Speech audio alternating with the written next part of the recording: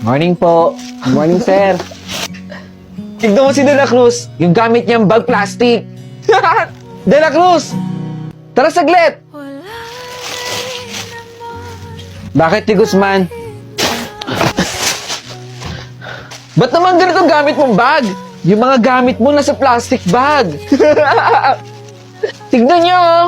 Yung bag na ginagamit ni De La Cruz. Plastic! Ti Guzman, tama na please. Maawa ka naman sa akin, oh. Kawawa ka naman. Wala kang pambili. Tara na. Si De La Cruz ba yun? De La Cruz! Sabi na nga, be. Kaya hindi na rin ako nagtataka bakit plastic bag ang gamit mo eh. Namamasura ka lang pala eh. At tama.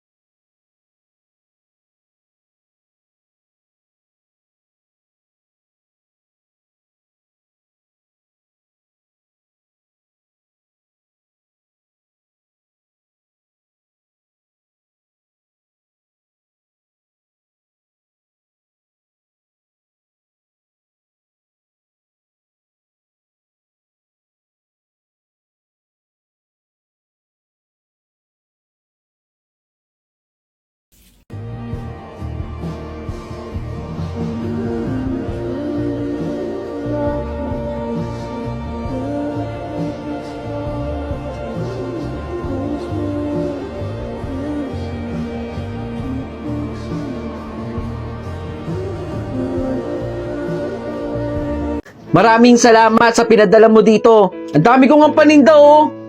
Yung mga pamangkin mo rito, tuwang-tuwa dahil sa mga tsokolate. Nakahulog na rin tayo dito sa lupa. Konting-konti na lang, anak. Basta alam ko po na nilalagay niyo po sa tama yung pinapadala ko dyan. O siya, mag-ingat ka palagi dyan, ha. Tumawag ka kung may problema. Okay? Sige, Nay. Magtatrabaho na po ulit ako. Mag-ingat po kayo dyan, ha. Salamat. Bye-bye po. Bye! Akin na, dali. Hello, Nay. Ano po ba nangyari dyan? Bakit yung po ba ako pinapatawad? Nag-short kami dito eh. Yung mga umutang sa akin dito, hindi pa rin nagbabayad. Kailangan na natin maghulog para sa lupa. Yung pangarap natin, di ba? Sige po, magpapadala po ako dyan. Ngayon din po. Pasensya ka na, ha? Ngayon lang ako may kiusap sa'yo, anak. Paantay lang po, ha? Aayusin ko na po. Maraming salamat, anak. Napakabait mo talaga. Wala ho yun, Nay. Maraming salamat, anak, ha? Antayin ko na lang. Oh, mag-ingat ka dyan. Maraming salamat po. Mag-ingat po kayo dyan. Lumayas na kayo dito. Hindi naman po kami palayasin. Ang tagal-tagal na ng utang nyo. Babayaran naman po namin yung utang namin sa inyo eh. Basta umalis na kayo dito, hindi na kayo nakakabayad. Awa nyo na po. Huwag niyo po kami paalisin dito. Nandito na po ako. Umalis na kayo dito dahil hindi kayo marunong magbayad ng utang nyo. Nak? Oh, ayan ba yung anak mo pinagmamalaki mo? Nay, Sabihin mo sa kanya magbayad ng utang. ano po nangyari? Bakit po kayo pinapalayas dito? Pasensya na, anak. Nabound kasi ako sa utang eh.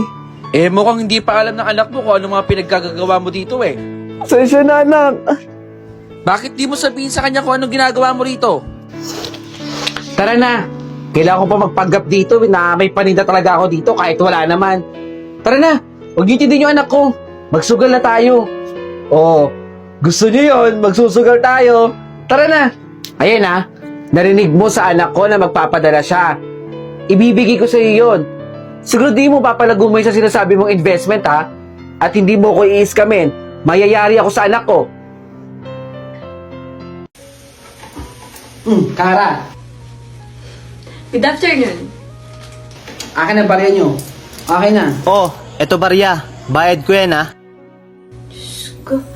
Carlito! Psst! Halika dito. Kayo, pumasok kayo sa room. Bilisan mo, halika dito. Peace po. Ano ba naman, Carlito? Doon pa talaga kayo nagsusugal? Paano kung makita kayo ng guidance counselor? Eh ma'am, isang beses na naman po kami Oops, huwag ka na sumagot. Pumasok ka na sa room. Sige po ma'am. Pasok na po ako. Carlito, bakit ka naka-jacket? Tirik na tirik ang araw ah. Nilalamig lang po ako. Pasok na po ako ma'am. Si Carlito, naka-jacket ang init-init. Ano kung naka-jacket ako? Mga wala ata kayong jacket eh. Okay, class, get one sheet of paper. Carlito, ubarin mo yung jacket mo. Ma'am, ayoko po. Kung ayaw mo ubarin jacket mo, paputahin mo magulang mo dito bukas, okay? Sige po ma'am. Dala yan, Carlito. Nandyan? Absent po, ma'am. Ay, hello po. Saan po ba dito yung bahay ni Delayon Carlito? Diyan lang po sa gilid. Salamat po. Pa, ako na lang ulit yung saktan mo. Pa, ako na lang ulit yung saktan mo. Huwag na yung kapatid ko. Huwag na siya. Katanduan, Abigail? Delayon Carlito? Absent po, ma'am. Present po ako ma'am, no? Narate lang po ng konti.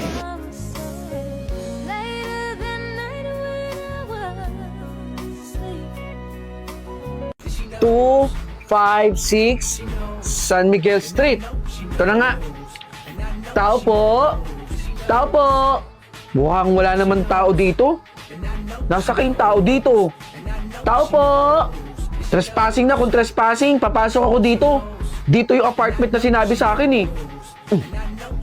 Sakto. Bukas pala yung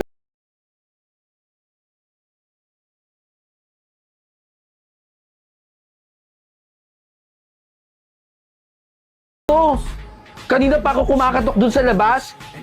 Ikaw ba si Clarence? Oo, ako si Clarence. Ako si Judel. Ako yung makakasama mo dito sa apartment. Tama. Ikaw nga yung binilin dito. Judel nga yung pangalan nun. Dito ako pinadala kaya pumasok na ako. Tama naman yung address dito eh. Tsaka bakit hindi ka sumasagot kanina? May ginawa lang kasi ako eh. Saan dito yung mga kwarto? Sige, tara. Papasyal kita din sa mga kwarto. Kanina pa ako kumakatok eh. Bali, dito yung mga magiging kwarto natin. Oh, eto pala eh. May isang kwarto pa pala dito eh. Papasok na ako ah. Saglit! Huwag kang pumasok dyan. Kabilin-bilin na ng may-ari na walang kahit sinong pwedeng pumasok dyan. Tatlo naman yan eh. Pwede tayong mamili, di ba? Oo nga. 3 yung kwarto. Pero 2 lang yung pinapagamit sa atin. Sumunod na lang tayo sa may-ari. Okay, sige. Hindi na ako papasok dyan. Saan ba kasi yung kwarto ko? Dito. Dito yung magiging kwarto mo. Okay. Magpahinga ka na. Judel. Hello, ma. Ayo po. Nakarating na po ako dito sa apartment. Nasa kwarto na po ako. Magpapahinga na nga po ako eh. Nakausap ko na po si Clarence. Sabado-linggo na lang po ako uwi dyan, ma. Okay po. Ingat po kayo dyan, ma. Bye po. Bakit parang may nag-CR dun? Ganda naman to eh. Ginagamit ko naman talaga to. Hoy! Sino ka? Hindi ako sinuka. Ako si Clarence. Anong Clarence pinagsasabi mo? Bakit ka tumatawa? Napagtripan ka na naman. Mahilig man trip mga multo dito. Naalala mo, kinuwento yung sa'yo yung kwarto na hindi mo pwedeng pasukin. Kasi doon nagpakamatay yung multo. Kaya bawal ka pumasok doon. Mahilig talaga man-trip yun ng mga bago dito. Kaya nga walang tumatagal eh. Ako lang. Tara na nga. Doon tayo sa kwarto mo. Ay, naku po. Kanina pa kita inaantay, Judel.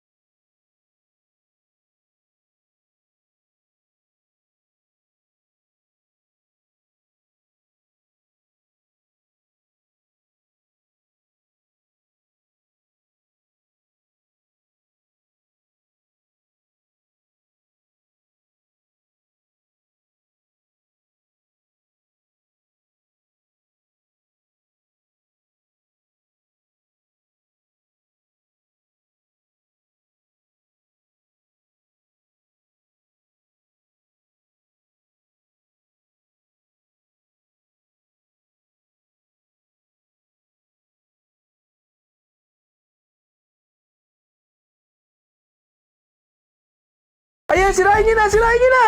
Tao po! Wala, talo tayo! Magandang araw po. Ako po si Pastor Christian. Naglilibot-libot po kami dito para po magbigay ng Bible. Pinamimigay po namin itong Bible na to. Basahin po ninyo yan ha. Marami po kayong malalaman at mababasang mga salita ng Diyos. Naway pagpalain po kayo ng Panginoon. Maraming salamat po sa pagbigay niyo ng Bible ha. Ano ba itong damit na to? Oy Jackie oh, may nagbigay ng Bible doon kanina si Pastor. Basahin mo daw. Para naman daw mabawasan yung kasalanan mo. Tsaka matigil yung kakadaldal mo. Aga-aga nagdadaldal ka dito sa bahay. Ikaw ang may kailangan magbasa nito, hindi ako. Paano hindi kita bubungangaan? Etong damit mo na pinaghubaran mo, nakakalat lang dito. Ahas ka ba?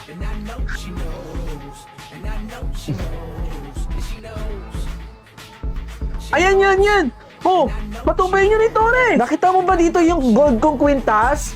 Wala! Talo na naman tayo! Uy! Nakita mo ba?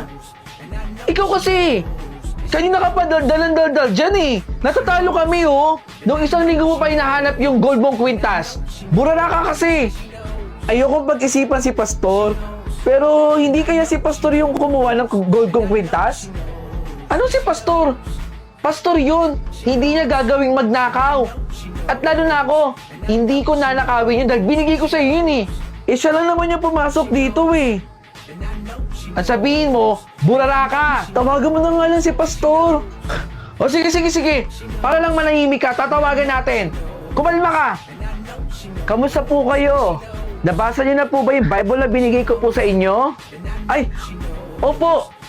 Binabasa po namin yung Bible. Sa katunayan nga po, patapos na po kami. Matanong ko lang po, Pastor, kung meron po ba kayong nakitang gold na kwintas dito nung pumunta kayo? Gold na kwintas? Kayo talaga. Isinilid ko ang gold na kwintas dun sa Bible. Ano pong ibig sabihin ninyo? Nung araw kasi na yon, nagmamadali ako. At alam ko naman na sa misis mo yung gold na kwintas na yon. Kaya dun ko isinilid yung gold na kwintas.